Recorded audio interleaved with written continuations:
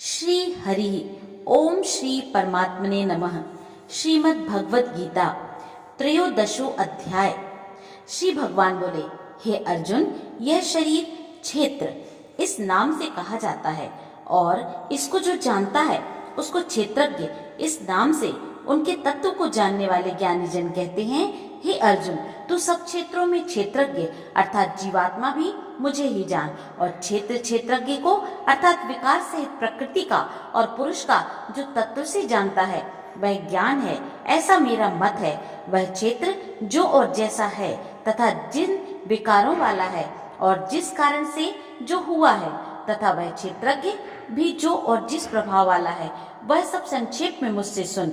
यह क्षेत्र और क्षेत्रज्ञ तत्व ऋषियों द्वारा बहुत प्रकार से कहा गया है और विविध वेद मंत्रों द्वारा भी विभाग पूर्वक कहा गया है, तथा भली भांति निश्चय किए हुए युक्ति युक्त ब्रह्म सूत्र के पदों द्वारा भी कहा गया है। 5 महाभूत, अहंकार, बुद्धि और मूल प्रकृति भी, तथा 10 इंद्रियां, एक मन और 5 इंद्रियों के विषय अर्थात शब्द, स्पर्श, रूप, रस और गंध, तथा इच्छा, द्वेष, सुख, दुख, स्थूल देह का पिंड, चेतना और धृति, इस प्रकार विकारों के सहित यह क्षेत्र संक्षेप में कहा गया। श्रेष्ठता के अभिमान का अभाव, दंभाचरण का अभाव, किसी भी प्राणी को किसी प्रकार भी न सताना, क्षमा भाव, मन वाणी आदि की सरलता, श्रद्धा भक्ति सहित गुरु की सेवा, बाहर भीतर की शुद्धि, अंतःकरण की स्थिरता और मन इंद्रियों सहित शरीर का निग्रह, इस लोक और परलोक के संपूर्ण भोगों में आसक्ति का अभाव और अहंकार का भी अभाव, जन्म, मृत्यु, जरा और रोग आदि में दुख और दोषों का बार बार विचार करना, पुत्र, स्त्री, घर और धन आदि में आसक्ति का अभाव, ममता का ना होना, तथा प्रिय और अप्रिय की प्राप्ति में सदा ही चित्त का सम रहना, मुझ परमेश्वर में अनन्य योग के द्वारा अव्यभिचारिणी भक्ति तथा एकांत और शुद्ध देश में रहने का स्वभाव और विषयासक्त मनुष्यों के समुदाय में प्रेम का न होना, आध्यात्म ज्ञान में नित्य स्थिति, तत्व ज्ञान के अर्थ रूप परमात्मा को ही देखना, यह सब ज्ञान है, और जो इसके विपरीत है वह अज्ञान है, ऐसा कहा है। जो जानने योग्य है तथा जिसको जानकर मनुष्य परमानंद को प्राप्त होता है, उसको भली भांति कहूंगा। वह अनादि काल वाला परब्रह्म न सत ही कहा जाता है न असत ही। वह सब ओर हाथ पैर वाला, सब ओर नेत्र, सिर और मुख वाला तथा सब ओर कान वाला है, क्योंकि वह संसार में सबको व्याप्त करके स्थित है। वह संपूर्ण इंद्रियों के विषयों को जानने वाला है, परंतु वास्तव में सब इंद्रियों से रहित है, तथा आसक्ति रहित होने पर भी सबका धारण पोषण करने वाला और निर्गुण होने पर भी गुणों को भोगने वाला है। वह चराचर सब भूतों के बाहर भीतर परिपूर्ण है और चर अचर भी वही है, और वह सूक्ष्म होने से अविज्ञेय है तथा अति समीपों में और दूर में भी स्थित वही है।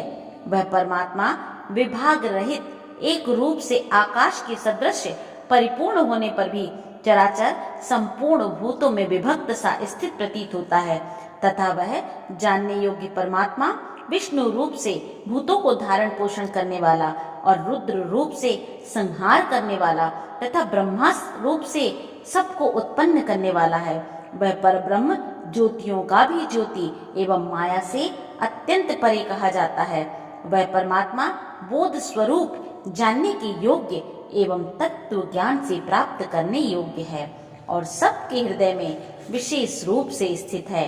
इस प्रकार क्षेत्र तथा ज्ञान और जानने योग परमात्मा का स्वरूप संक्षेप से कहा गया है।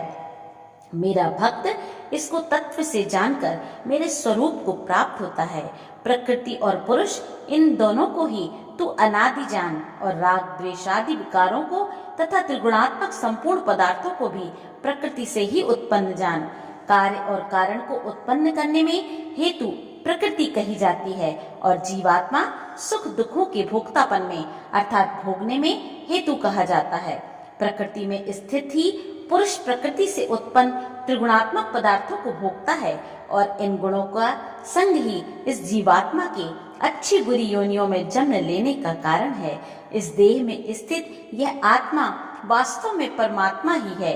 वही साक्षी होने से उपद्रष्टा और यथार्थ सम्मति देने वाला होने से अनुमंता, सबका धारण पोषण करने वाला होने से भरता, जीव रूप से भोक्ता, ब्रह्मा आदि का भी स्वामी होने से महेश्वर और शुद्ध सच्चिदानंद घन होने से परमात्मा ऐसा कहा गया है। इस प्रकार पुरुष को और गुणों से सहित प्रकृति को जो मनुष्य तत्व से जानता है, वह सब प्रकार से कर्तव्य कर्म करता हुआ भी फिर नहीं जन्मता। उस परमात्मा को कितने ही मनुष्य तो शुद्ध हुई सूक्ष्म बुद्धि से ध्यान के द्वारा हृदय में देखते हैं, अन्य कितने ही ज्ञान योग के द्वारा और दूसरे कितने ही कर्म योग के द्वारा देखते हैं, अर्थात प्राप्त करते हैं। परंतु इनसे दूसरे अर्थात जो मंद बुद्धि वाले पुरुष हैं, वे इस प्रकार ना जानते हुए दूसरों से अर्थात तत्व के जानने वाले पुरुषों से सुनकर ही तदनुसार उपासना करते हैं, और वे श्रवण परायण पुरुष भी मृत्यु रूप संसार सागर को निसंदेह तर जाते हैं। हे अर्जुन, यवन मात्र जितने भी स्थावर जंगम प्राणी उत्पन्न होते हैं, उन सबको तू क्षेत्र और क्षेत्रज्ञ के संयोग से ही उत्पन्न जान। जो पुरुष नष्ट होते हुए सब चराचर भूतों में परमेश्वर को नाश रहित और संभाव से स्थित देखता है, वही यथार्थ देखता है।